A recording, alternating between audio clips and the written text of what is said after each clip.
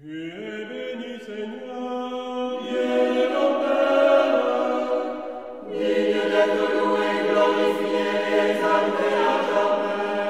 Béni est ton nom, saint et glorieux, digne d'être loué et exalté à jamais.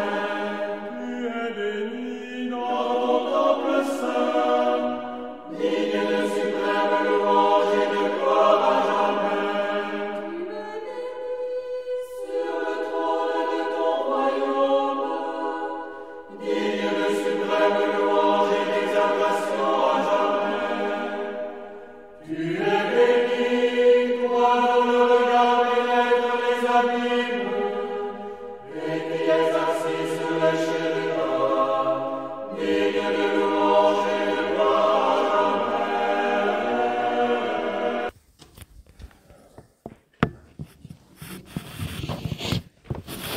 Au nom du Père et du Fils et du Saint-Esprit. Bien-aimés,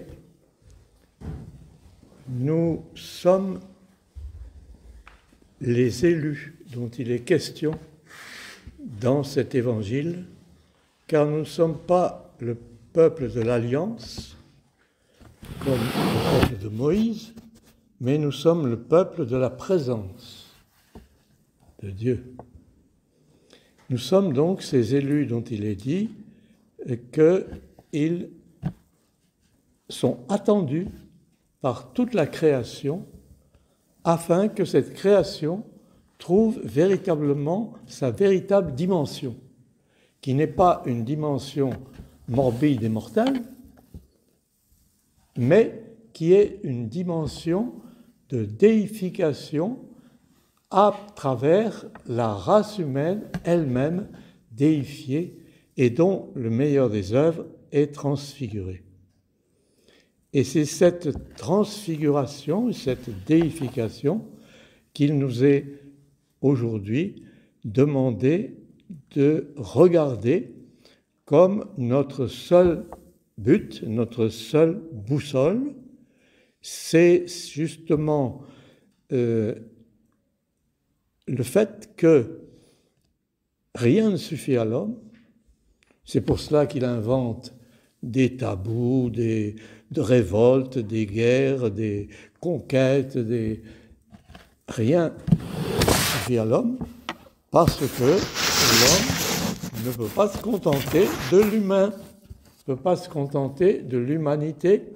Il lui faut la dimension divino-humaine que nous vaut le Christ, c'est-à-dire le Fils de Dieu, devenu homme, et qui, par sa mort, vainc la mort. Ceci ne se fait pas du jour au lendemain, c'est-à-dire que chaque année, nous reprenons le travail après avoir bénéficié pendant toute une année de l'Esprit Saint qui vient à partir de Pentecôte et qui nous est une lumière intérieure, c'est-à-dire qui nous est la lumière incréée dans notre être lui-même. Et c'est cela qui est l'essentiel. Si cet être incréé à l'intérieur de nous-mêmes est véritablement présent, nous sommes ces élus qui avancent la venue en gloire du Christ. C'est-à-dire que si nous ne savons ni le jour ni l'heure de la fin du monde, ça peut être demain, ça peut être dans 1000 ans, eh bien, c'est qu'elle dépend des élus que nous sommes. Et l'année liturgique et chaque liturgie fait que nous contribuons à hâter, et ça est dit chaque fois, à hâter la venue en gloire du Christ. C'est-à-dire que c'est notre propre mobilisation et sensibilité à cette liturgie qui nous fait vivre la dimension humaine et divino-humaine sans faire de nous des dieux par nature. Vous êtes des dieux, dit le psaume, mais vous êtes des dieux en Dieu, par Dieu, avec Dieu. Si c'est avec quelqu'un d'autre, c'est diabolique. Mais le diable fait croire qu'il n'existe pas, c'est autre chose. Bon, il y a dans cette fête d'aujourd'hui une invitation à la vigilance, savoir reconnaître où en est la création de ce point de vue et se souvenir que l'avancée de la création vers la déification se fera par les élus que nous sommes appelés à devenir.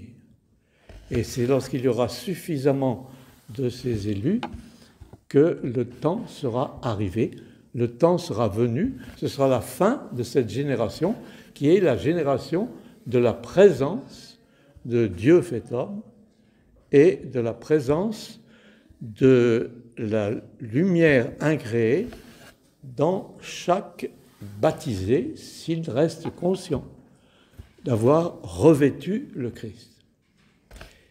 Là est tout le programme, mais une année ne suffit pas, 2 ans ne suffit pas, etc. Enfin, moi qui ai 91 ans, il y a beaucoup de choses qui n'ont pas suffi. Hein.